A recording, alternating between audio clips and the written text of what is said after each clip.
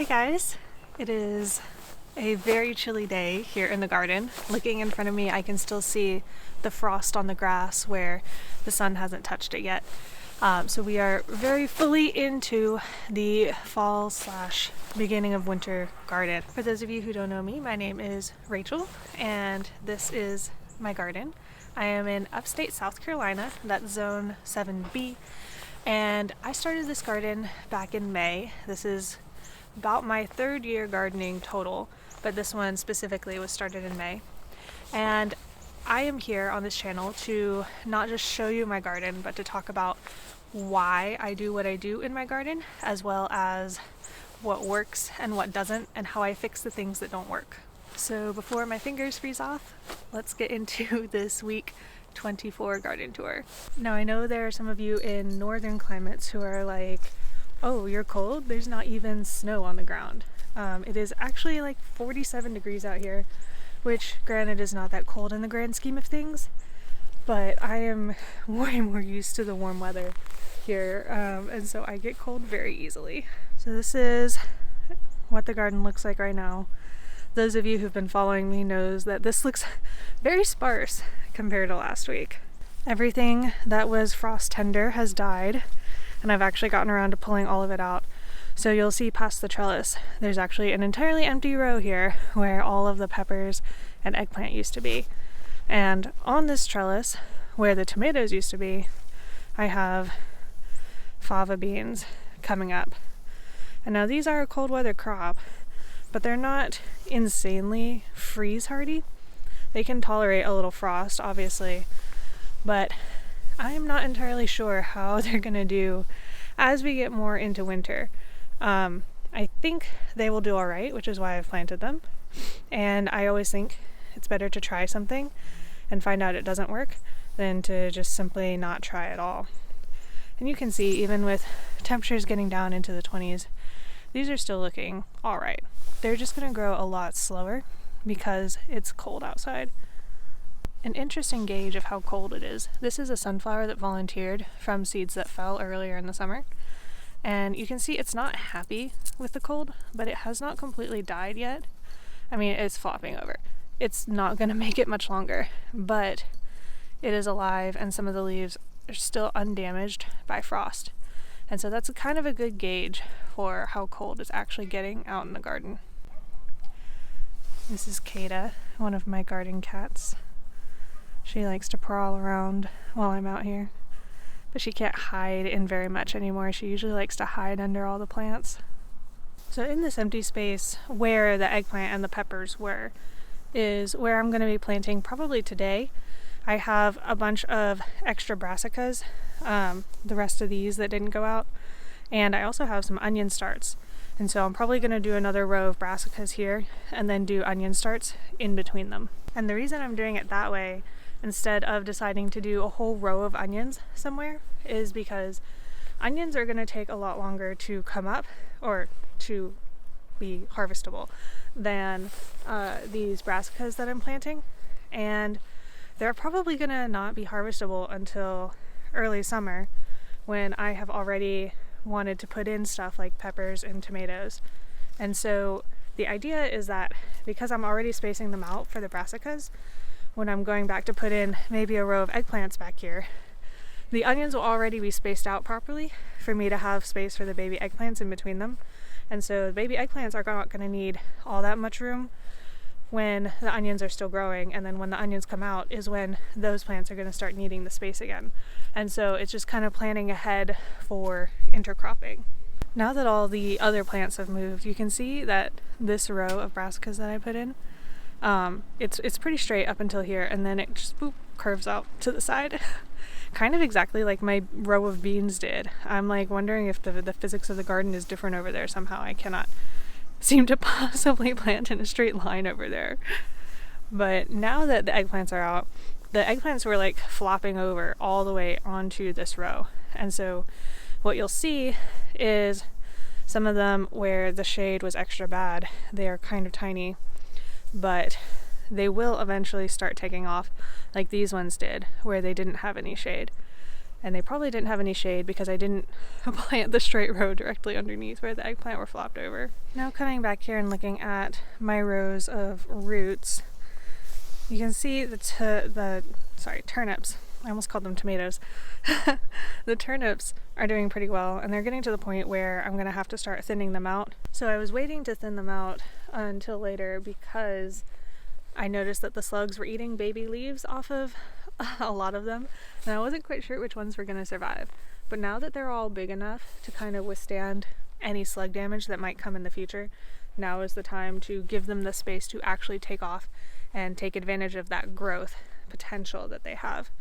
And thinning out stuff like this is kind of hard, and maybe if I have the patience, I'll be able to come through and move some of the ones that I'm thinning out, but we'll see, because there's still a lot of planting to be done today. You still can't see from the camera whether or not the carrots have come up, but there are, in fact, carrot sprouts here, and I'm not sure if any more are going to come up, but I at least have a few, and you know, sometimes that's just the way things go in the garden. I'm not here to show you a perfect garden, I'm here to show you a realistic garden, and realistically, carrots are really hard to do. So you guys may have caught my short video earlier in the week where I cleared off this front trellis, and I talked about kind of the easiest way to go about that. But I've now cleared off all the trellises, and I still don't have anything planted on this second one. I'm not sure what to do.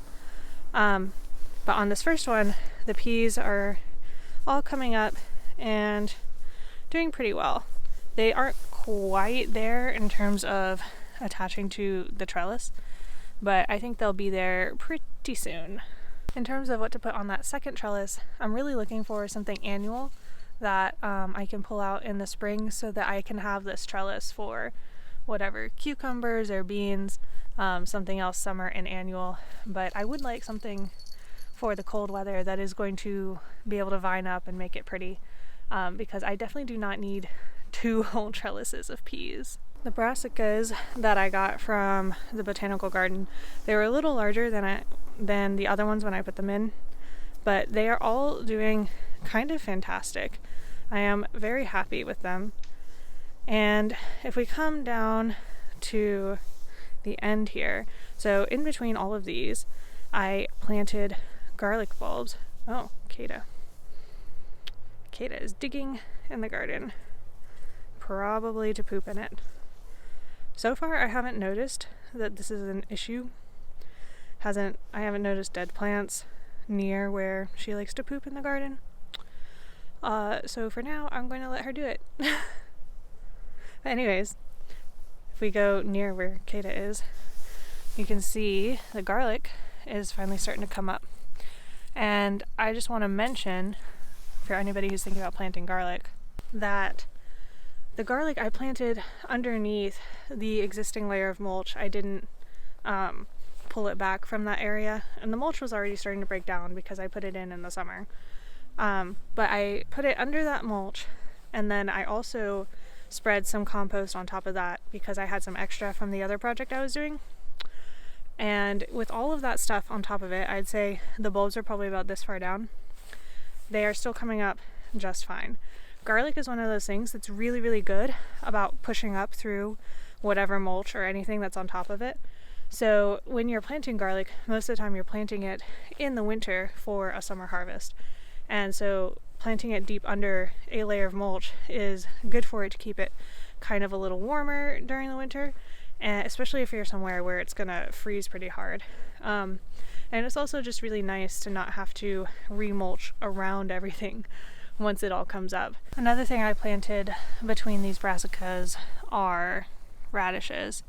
And these I kind of just scattered around everywhere in the garden because I know radishes don't take too long to grow, and they also don't need too much space. So they will come up, give me a harvest, and probably not get in the way of anything else I have going on.